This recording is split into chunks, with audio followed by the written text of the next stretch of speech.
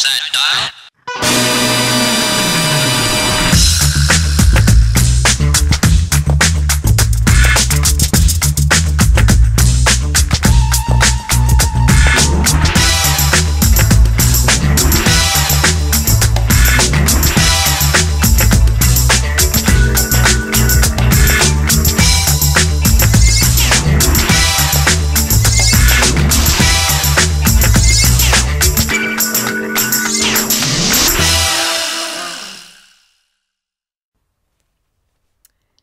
YouTube, it's Erica here from Fab Femme TV.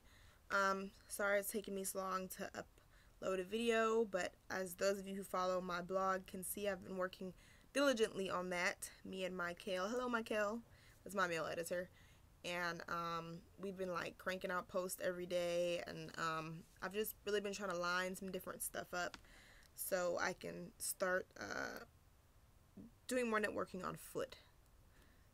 Have you? Well, that's what you want to call it. I mean, it's basically all about networking. So, anyways, so I have a few different videos today.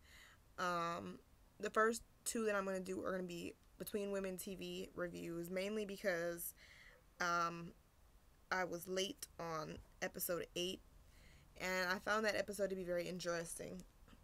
So I want to make sure that I cover it. And, I'm also going to talk about episode 10, which is the episode that's circulating around the internet right now, and what a hot ass mess some people in that episode were.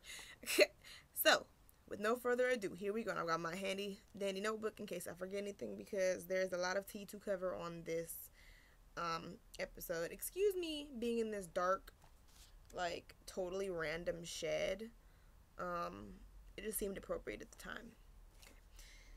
I can collect my thoughts in here because there's no one around. I just like to do my thing in private. So yeah. So okay. So episode 9 opens up with Miss Rhonda. Miss Rhonda is laying sprawled out across the bed, and she's, you know, the normal thing with Miller, asking her, "Do you want me to be here?" and this and that. You know, do you love me? And her and Miller end up splitting up, and Miller tells her basically that she's not in love with her, but that she loves her. And Rhonda tells her to go to hell, and she leaves. Now, if I'm the only one who caught that Miss Rhonda only had one bag, I was like, where is she going? One bag. I hope that's an overnight bag, because when I've had to move out from exes, well, one ex, I had a lot of shit. That's all I'm going to say. I had a lot of stuff there.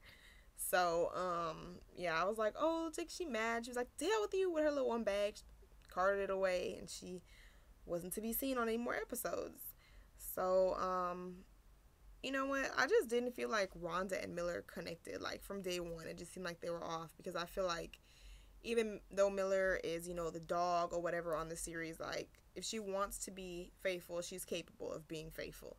So that says something about her feelings about Rhonda. So, yeah. So that's basically the tea on that.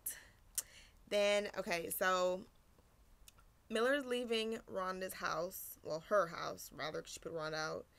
And she decides to go and seek comfort from Natalie. Well, Miss Natalie, girl, is laid up in the bed with Mecca. And, you know, we saw in previous episodes that they were dating or talking, or that Mecca had tried to talk to her, but they were, like, in the bed. Well, Mecca was on the couch, rather. Natalie was in the room.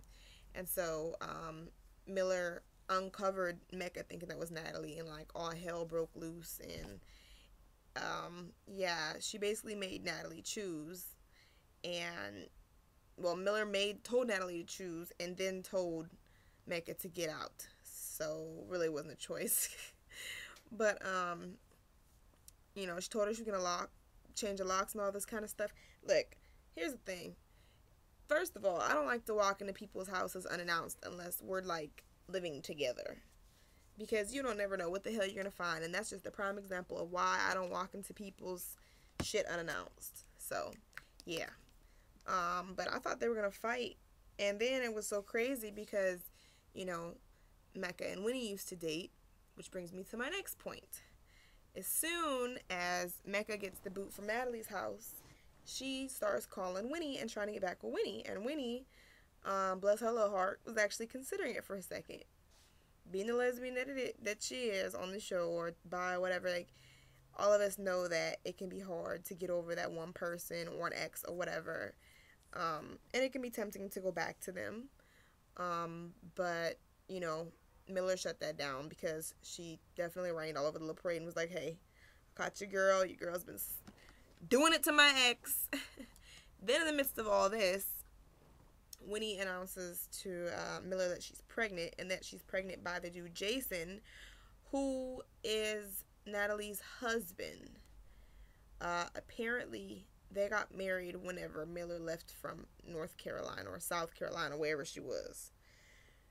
So, yeah, there was like quite a bit of tea on this episode. Especially between Natalie and Miller. Because it was apparent that they had, you know, a pretty deep connection to begin with, but it became even more apparent in this episode. I mean, Miller was like, tell her to get her shit and kick rocks, basically, in so many words. So, it was wild. Let's see what else I got. Oh, Sunny got, like, beat up by this little homophobic dude. He was trying to holler at her at the bus station, on the last episode. And on this episode, she was staying at Miller's house because they were taking care of her. Miller was. And her mom comes into town, who, so you guys know, she's like totally homophobic.